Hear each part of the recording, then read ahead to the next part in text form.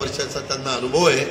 म्हणून समोरच्या माझ्या खेड परिसरातल्या महायुतीच्या सगळ्या कार्यकर्त्यांना, माझ्या आया बहिणींना मला आग्रहाची, नम्रतेची, कळकळीची विनंती करायची की तुमचं बहुमोल मत आपण जातीचा, पातीचा, नात्याचा, गोत्याचा विचार न करता आम्ही काम करताना शिवछत्रपती शिवाजी महाराजांचा आदर्श डोळ्यासमोर ठेवून, स्वर्गीय यशवंतराव चव्हाण साहेबांचा आदर्श डोळ्यासमोर ठेवून, शाहू फुले आंबेडकरांची भूमिका त्या रस्त्याने आम्ही चाललेलो आहे। त्याच्यामुळे कोणी तुम्हाला सांगत असेल हे पुन्हा सत्तेवर आले तर संविधान बदलतील, दादांत खोटा आहे, घटना बदलतील, दादांत खोटा आहे। ते त्याच्यामध्ये म्हणतात की निवडणुकाच पुढे होणार नाही, असं तुमच्या माझ्या देशामध्ये कदापि शक्य नाही। इंदिरा गांधींनी त्या काळामध्ये 75ला आणीबाणी आणली, लोकांनी इंदिरा गांधींसकट त्यांचा सगळा पक्ष पराभूत करण्याचं काम केलं। एवढी जबरदस्त ताकद घटनेचे शिल्पकार डॉक्टर बाबासाहेब आंबेडकरांनी मताच्या माध्यमातून तुमच्या हातामध्ये दिलेली आहे, तुमच्या पवित्र मतात दिलेली आहे। अडाणी, अंबानी, बिर्ला, टाटा त्यांनाही एकच मत आणि माझ्या इथल्या शेवटच्या माणसाला एकच मत। हा चमत्कार फक्त घटनेचे शिल्पकार डॉक्टर बाबासाहेब आंबेडकरच करू शकतात, याची पण नोंद या सभेच्या निमित्तानं आपण सगळ्यांनी घेतली पाहिजे। इतर पण काही प्रश्न आहेत, पाण्याचे प्रश्न आहेत, मगाशी ते पण इथं मांडण्यात आले। वास्तविक आपल्या इथं धरण उशाशी आहे आणि आपण मात्र उपाशी राहिलेलो आहे। त्याच्या संदर्भामध्ये भामासखेडचं पाणी माझ्या पिंपरी चिंचवडला गेलं, माझ्या पुणे शहराला गेलं, ठीक आहे न्या ना, शेवटी सगळ्यांचाच हक्क आहे। परंतु माझ्या आळंदीकरांचं काय, माझ्या इथल्या फ्लोटिंग पॉप्युलेशनचं काय, त्यांनाही पाणी मिळालं पाहिजे। आणि त्याच्यामुळे मगाशी माझ्या आधी भाषण करताना ज्यांनी ज्यांनी जे जे मुद्दे काढलेले आहेत, माझी कैलास तुला विनंती आहे, इथं बाकीचे सगळे शांताराम आहे, राजू शेठ आहे, मंगेश आहे, दिलीप आहेत, त्या सगळ्यांना विनंती आहे की तुम्ही आपलं आचारसंहिता संपल्यावर एकदा मला पुण्यामध्ये भेटा, आपण हे प्रश्न मागे लावू। त्याच्यामध्ये दिलीप मोहिते पाटलांना पण सांगा आणि त्या पद्धतीनं त्यांचाही सतत ह्या गोष्टीकडे पाठपुरावा असतो, त्याबद्दल मी पण बारकाईनं लक्ष ठेवून असतो, याबद्दलची नोंद आपण सगळ्यांनी घ्यावी। मित्रांनो, आम्ही महायुती सरकारमध्ये गेलोय ते आम्ही काही चूक केलेली नाही, आम्ही फार विचारपूर्वक हा निर्णय घेतलेला आहे। कारण स्वर्गीय चव्हाण साहेबांनी सांगितलं होतं यशवंतरावजी की सत्ता तुमच्याकडे असेल तर बहुजन समाजाचे, मागासवर्गीय समाजाचे, आदिवासी समाजाचे, अल्पसंख्याकांचे, ओबीसीचे प्रश्न तुम्ही सोडू शकता। सत्ता नसेल तर तुम्हाला फक्त आंदोलन करावे लागतील, मोर्चे काढावे लागतील, उपोषण करावं लागेल, त्याच्यातून फार काही साध्य होईल अशातला भाग नाही। म्हणून आम्ही वेगवेगळ्या महाराष्ट्रातल्या विधानसभा मतदारसंघाची विकासाची कामं करण्याकरता सगळेजण या सत्तेमध्ये सहभागी झालेलो आहे। आम्हाला कुणाचाही अपमान करायचा नाही। आम्ही पवार साहेबांना पण सांगितलं होतं की साहेब आता तुमचं वय 84 झालं, कुठेतरी माणसांनी थांबलं पाहिजे आणि आपल्या समोरच्या जवळच्या माणसाला आशीर्वाद देण्याचं काम, त्याला कुठं चुकलं तरी कान धरण्याचं काम, त्याला योग्य सल्ला देण्याचं काम हे त्यांनी त्या बाबतीमध्ये करायला पाहिजे।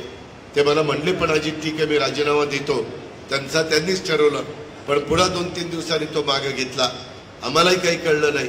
मित्रांनो, तुम्ही पण आता वेगवेगळ्या वयामध्ये आहात, तुम्हालाही तरुणपणामध्ये जो जोश आणि उत्साह असतो तो 40च्या नंतर राहत नाही, 50च्या नंतर अजून कमी होतो, 60च्या नंतर अजून मर्यादा येतात, 70च्या नंतर आणखीन काही अडचणी येतात, 80च्या नंतर तर बऱ्याच काही वेगवेगळ्या गोष्टीला, आजाराला आपल्याला सामोरं जावं लागतं।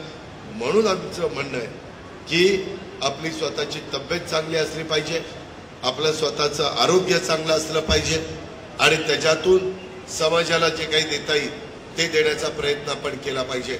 मित्रांनो, आम्ही अजिबात कोणाचा अपमान केला नाही, तुम्ही भावनिक नका हो, ही भावकी गावकीची निवडणूक नाहीये, देशाच्या 135 कोटी जनतेचं भवितव्य ठरवणारी निवडणूक आहे। करोडो रुपयाचा निधी केंद्रातला आणण्याची निवडणूक आहे, राज्यातनं पण आपल्या भागातले प्रश्न सोडवण्याची ही निवडणूक आहे। आणि म्हणून माझी तुम्हाला आग्रहाची विनंती आहे की देश पातळीवर नरेंद्रभाई मोदी आणि अमितभाई शाह यांच्या आता आमच्या चांगल्या ओळखी झालेल्या आहेत. अनेक कामामध्ये ते मदत करतात. त्यांच्यामुळं करोडो रुपयाची कामं, रेल्वेची, वंदे भारत ट्रेन सुरू करण्याची, त्याच्यामध्ये मेट्रो सुरू करण्याची, त्याच्या संदर्भातले आपले रेल्वे स्टेशन चांगली करण्याची, विमानतळाची टर्मिनल चांगली करण्याची, विमानतळाचा विस्तार करण्याची, नॅशनल हायवे मोठे मोठे करण्याचे, फ्लायओव्हर बांधण्याचे, त्याच्या संदर्भामध्ये अंडर ओव्हरब्रिज ते रेल्वेला करण्याचे, RUB म्हणजे रेल्वे अंडरपास हे करण्याचे, असे खूप प्रश्न आहेत. ते प्रश्न सोडवण्याचं काम आपण सगळेजण, मी त्याच्यामध्ये असेल, दिलीप मोहिते असतील, दिलीप वळसे पाटील असतील, अतुल त्या ठिकाणी बेनके असतील, आपण सगळेजण इकडं महेश लांडगे असतील किंवा तिकडे चेतन तुपे असतील, सगळे आमदार त्यामध्ये पाठपुरावा करतील. आपण काही काळजी करू नका.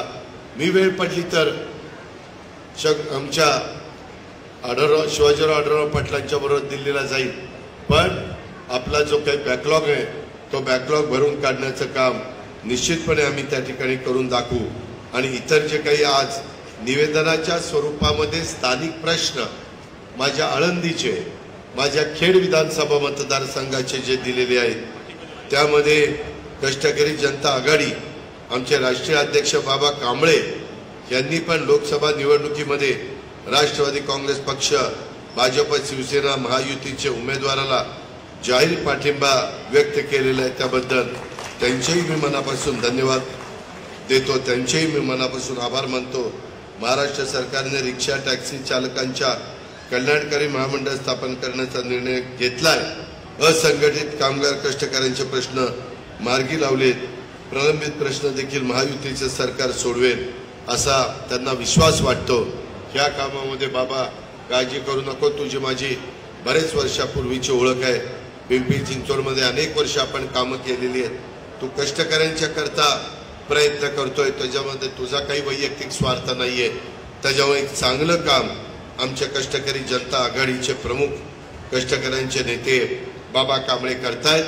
त्यांनी पाठिंबा दिल्याबद्दल मी त्यांचे आभार तर मानतोच, परंतु त्यांना हे जे काही इतर प्रश्न असतील त्याबद्दल आमची काही मदत लागली, कामगार विभागाची असेल किंवा आणखीन पोलीस विभागाची असेल, विधी व न्याय विभागाची असेल, ज्याची कुणाची लागेल त्याबद्दल त्यांनी आम्हाला सांगावं. बाबा त्याच्यामध्ये निश्चितपणे आम्ही महायुतीचे घटक म्हणून तुम्हाला या बाबतीमध्ये मदत करू. फक्त काम नियमाच्या कायद्याच्या चौकटीत असावं एवढी माफक अपेक्षा मात्र माझ्यासारख्या कार्यकर्ता निश्चितपणे व्यक्त करेल. याबद्दल आपण सगळ्यांनी विश्वास बाळगा. अधिक न बोलता आज दुपारच्या वेळेत 42, मी मगाशी हेलिकॉप्टरमध्ये बसलो तर 42च्या पुढे टेम्परेचर होतं. असं टेम्परेचर असताना पण एवढ्या मोठ्या संख्येने महिला आणि पुरुष आले. मी अल्पसंख्याकांना, मागासवर्गीय समाजाला मी विश्वास देऊ इच्छितो, तुमचे गैरसमज करण्याचा प्रयत्न आमचे समोरचे विरोधक करतात. त्यांना बाकी काही घेणे देणे नाही.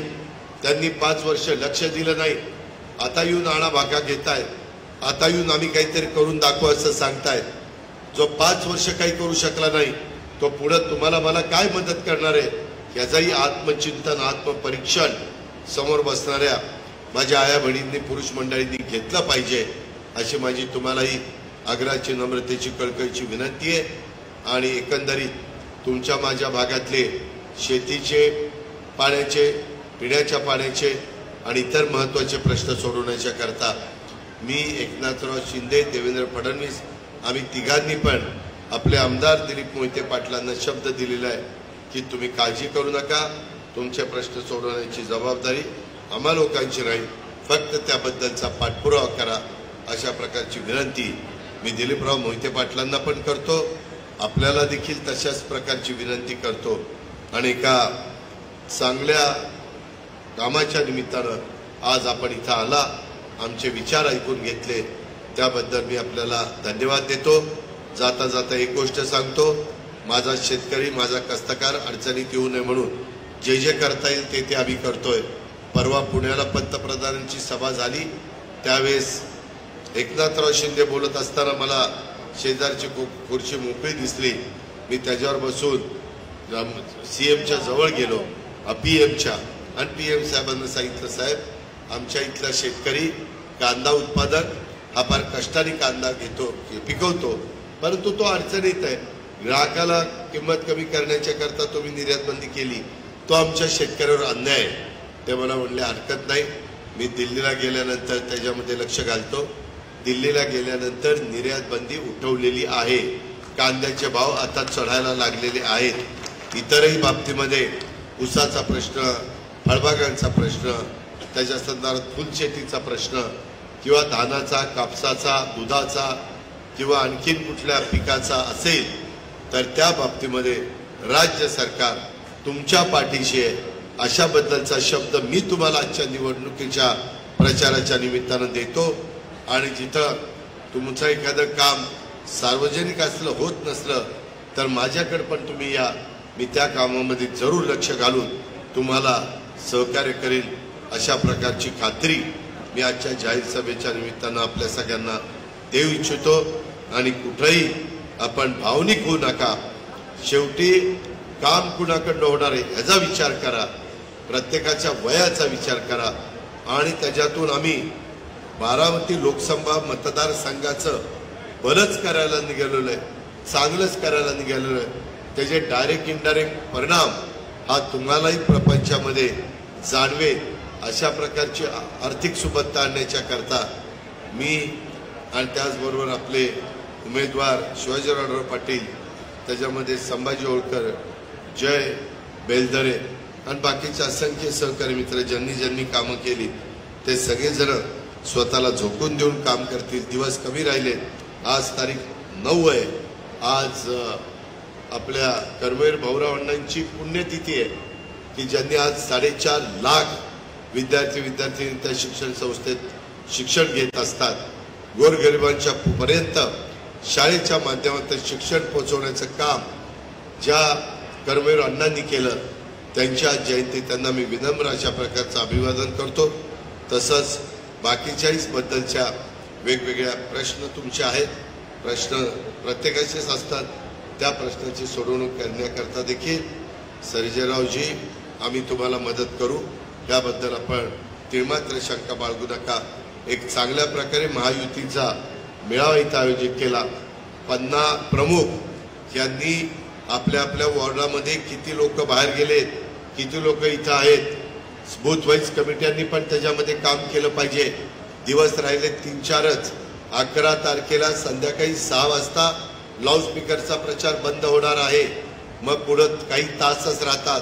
एक एक माणूस महत्वाचा आहे, एक एक मतदार महत्वाचा आहे, याची जाणीव महायुतीने ठेवावी. आणि त्या प्रकारे त्या लोकांच्या अडीअडचणी, ज्येष्ठ नागरिक असतील, कुस्तीगीर परिषदेचे लोक असतील, सगळ्यांनीच आम्ही तुमच्या अडीअडचणीच्या काळामध्ये मदत करणार आहोत.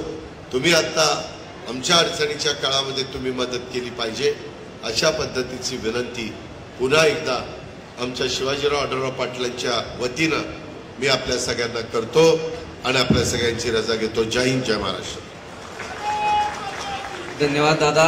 नक्कीच आमची आळंदीची जनता तुमच्या मागे खंबीरपणे उभे राहील. यानंतर आभार प्रदर्शन करण्यासाठी सन्मान्य प्रकाश शेठ कुराडे